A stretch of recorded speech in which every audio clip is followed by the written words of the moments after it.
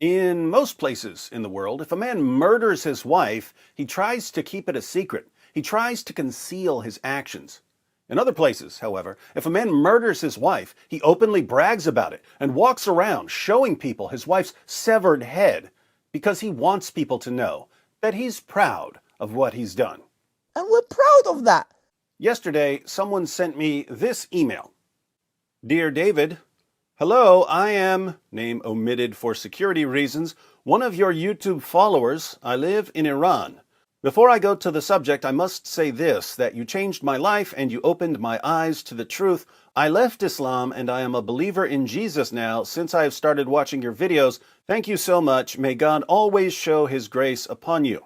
So there you have a bonus leaving Islam testimony, but that's not what this email is really about.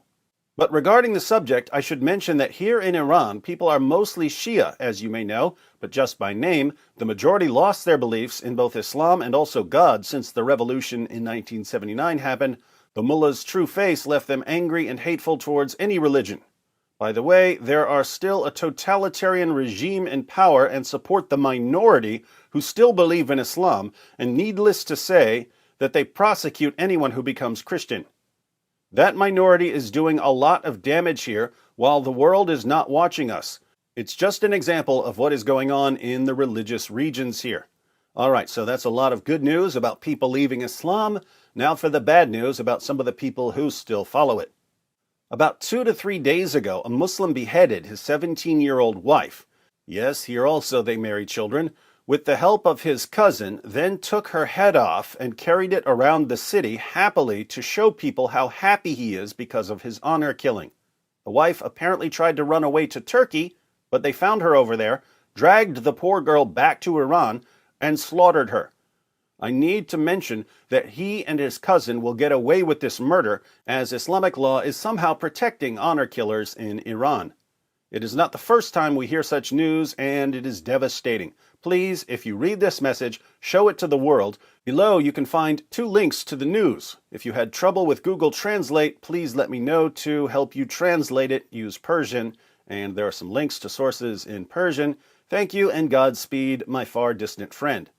I didn't want to share this story with something I got from Google Translate, but later I started seeing tweets about this honor killing.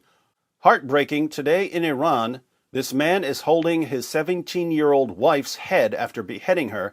She had fled to Turkey to be safe, but was forced back. I read in an article that the woman's father lured her back to Iran so that her husband could kill her. And then she gives an example of criminal justice in Iran. In Iran, a father who beheaded his 14-year-old daughter got 8 years in prison, but a woman who removed her hijab got 24 years. Hashtag let us talk. Sorry, but you can't talk in the West because it would be Islamophobic. This tweet included a picture of the Iranian murderer proudly posing for a picture with his wife's severed head. Notice that he's smiling. Here's a follow-up tweet with more details. See the beautiful smile of Mona Haydari, a 17-year-old girl who was beheaded by her husband yesterday. She was a victim of forced marriage at the age of 12, and she had a 3-year-old boy. This is how living under Sharia laws looks like in Iran. My heart is broken. Hashtag let us talk. Here's a picture of Mona Haydari forced into marriage at 12 years old. And today, the Associated Press posted, Iran's semi-official ILNA news agency is reporting that 2 brothers in police custody have confessed to decapitating the wife of one of them after a gruesome video of the victim circulated online. The report said the 2 men were arrested 4 hours after the killing on Saturday in the southwestern city of Avaz. Tens of thousands of people viewed the video on social media, which showed a man holding a large knife while carrying a severed head with long hair in another hand. ILNA quoted a police officer, Colonel Sohrab Hosseinidzad, as saying that the defendants confessed to the murder during the police investigation and were introduced to the judicial authority. They were introduced to the judicial authority in Iran, a judicial authority that protects men who brutally murder their wives and sisters and daughters. Why does the judicial authority in Iran protect men who brutally murder their wives and sisters and daughters? Because these men are only doing what the Islamic government wants to do. Islamic governments are always, always, always at war with women.